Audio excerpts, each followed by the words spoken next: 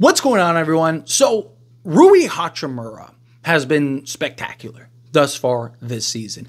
He looks much more fluid out there. He's slotted better and more properly. This offense he's really thrived in. He's being aggressive. He's rebound. JJ Redick was right. JJ Redick said he will unlock Rui Hachimura and his rebounding. And guess what? He unlocked Rui Hachimura and his rebounding. And in all honesty, he's been our second most consistent player start to finish through these first 4 games. Austin Reeves has overall been our second best player, in my opinion, through these really last 3 games. First game, he wasn't bad. He was good, but he struggled shooting the bat. He wasn't what he's been these last 3 games, right? He's been very, special good these last 3 games. And if he can continue that, man, that could go a real long way. But the Lakers have needs. The Lakers have clear concerns that have already presented itself, and we're only, handful of games into the season. Right? Bench depth. We could really use some bench depth because our starting 5, they're cooking offensively. They're averaging 100-something points a game in the starting unit. But our bench has been atrocious because you're asking a rookie and, yes, a third-year player, but he might as well be a rookie, to be your 2 best players off the bench and give you and provide consistent offense off the bench on a nightly basis. It's a lot to ask for anybody, let alone 2 guys that are just incredibly inexperienced. One guy's 21, and the other guy is a rookie who has no NBA experience. They're going to have their games, I'm sure. They're going to have their moments, I'm sure. But it's a lot. Now, when Christian Wood gets back, that could kind of offset and supplement some of that stuff. But even beyond that, you need a center, right? Jackson Hayes, for the most part, has been good. I know he really struggled the last game, didn't look great the last game, but given what he looked like last year compared to this year, it's night and day. He's been serviceable. But even through those first 3 games, I even talked about how I really like what he's doing. JJ Redick has done a great job of making him a competent player, but he's still a third backup big. So there's clearly a need for a center, and I do believe that the Lakers at some point are going to look to trade for a center, whether it's a Valanciunas or whatever. Lakers will get a center at some point. Now, beyond that, question is okay, what else do the Lakers need? Now, I'm still very big on Zach LaVine, especially the way Austin Reeves is playing and defending in particular. If you can basically go get a Zach LaVine, I think let's go win an NBA championship, right? Now, I also think, Jared Vanderbilt coming back, that could help and offset some stuff. But Rui has been so good. And if he can consistently perform to the level in which he's performing, and it's been 4 games, but he was very good last year, especially given the circumstances. He was basically just tucked away in the corner all game. And now that he's actually in an offense and he's improved the rebounding and he's doing a lot of things out there on the court, still don't really love his defense, but I do like what he's presenting, and he's been so good, he's kind of offsetting that defense. Right? He's been good enough to where you can kind of justify keeping him in the starting unit. Now, if the bench doesn't improve, there may be an argument to bring a Rui off the bench or something at some point, maybe insert a Jared Vanderbilt, but we'll see there at some point.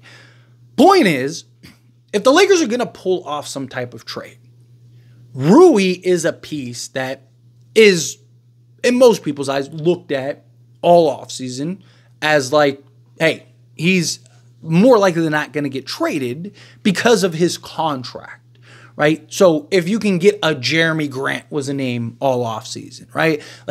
A Cam Johnson, somebody a more 3-and-D suited guy. If you can get somebody like that, Rui's likely getting shipped out. That was the conversation. That was the consensus by multiple reports all offseason long. But Rui, again, has been so good.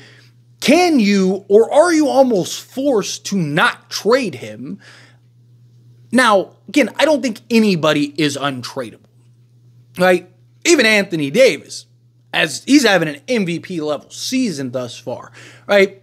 But if you could get a Wemby for him, I would probably do it just because, now you have your center and most likely best player in the league in the next 2 years, right? Something like that, sure. Even LeBron, given his age, right? Love LeBron.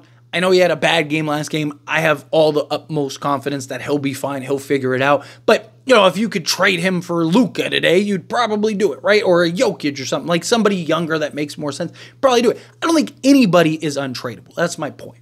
And if you can turn Rui into something that makes more sense, or something that, kind of gives you better compliments to the rest of the roster, and the Lakers, and particularly JJ Redick, because he's the one that's got to implement him, right? If he's like, hey, get me, like if JJ is like, I think a Cam Johnson would be better in this type of offense than what Rui is giving me, then I think you do that, right?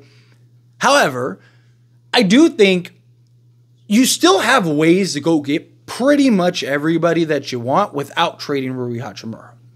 Now, you might have to give up like a Jared Vanderbilt, right?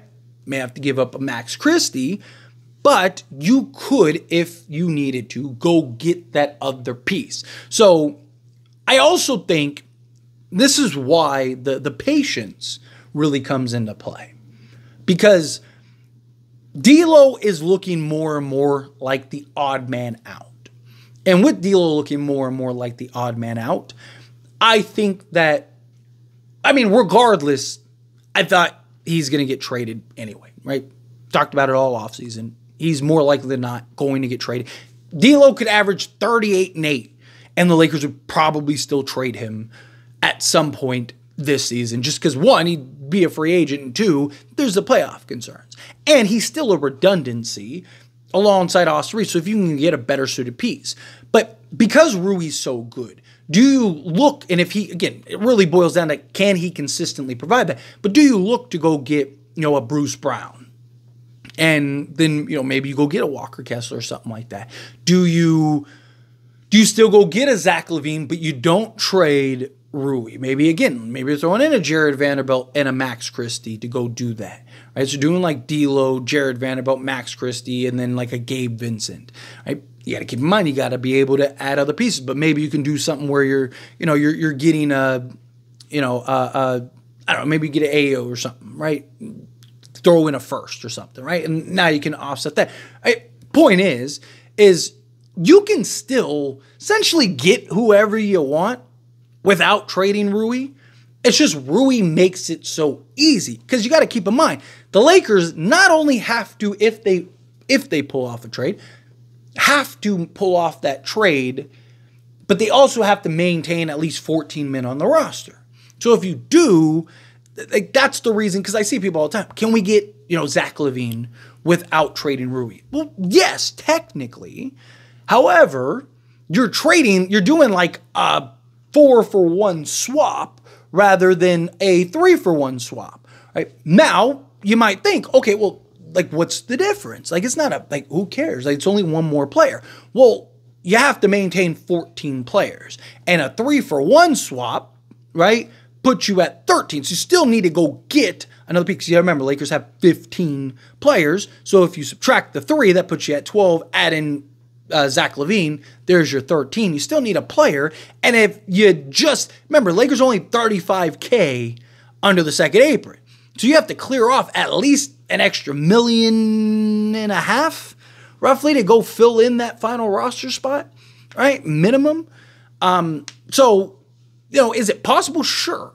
But now if you add in a fourth guy without getting somebody back, well, then now it's like, now you have to fill out 2 guys. So now you need to clear an extra like $3 or $4 million in order to do that. So it gets a little tricky. So that's why Rui was so heavily in these trade discussions, because it's like, okay, if we want a Zach LaVine, Rui and D'Lo basically get you there, right? Rui and D'Lo combined are $35 million. You just need $8 million more to get to Zach LaVine. You could throw in a Max Christie and boom, keep Gabe Vincent and get Zach LaVine, and then you still have Jared Vanderbilt and Gabe Vincent. There's another $20 million in tradable salary if you want to do, not mentioning vet minimum, so really get to $22, $23 million, right? Like, you can still do other things, but you still have to fill out that roster. So you need to make sure you're clearing off enough salary along the way, because if you do a Max Christie, you got to fill in that roster spot. That's why D'Lo, Rui, and Gabe Vincent clears off enough salary to where you can bring in, a Quincy, right? Quincy Olivari. Boom, there you go. Now you have your 14 men. You're in good shape. Or bring in a Dwight Howard or something if you needed to, right? That's the difference there. But if Rui continues to perform to the way that he's performing, it's going to be really hard to trade him. Very hard to trade him. Because he has been very efficient, very effective. He's rebounding the ball well. He's doing all the things that J.J. Redick wanted him to do and expected him to do this offseason. You're seeing that. So it's kind of one of those things where it's like, But anyway, as always, this is a discussion, and I pass a question on you. Let me know your thoughts and opinions down in the comments below. What do you think? How do you feel? What are your thoughts? Do you think that, yes, got to keep Rui Hachimura at all costs, trade whoever else you have to, but don't trade Rui Hachimura? Do you think, no, don't trade anybody? Would you only trade D'Lo, keep D'Lo? However you feel, whatever your thoughts are, I'd love to hear it. So let me know down in the comments below. That being said, if you haven't liked this video, hit that like button. Helps me a lot. So we enjoy these types of videos, and I truly appreciate it. Not subscribe to the channel, hit that subscribe button, turn on the bell notifications. Appreciate y'all. See you in the next one. Thank you.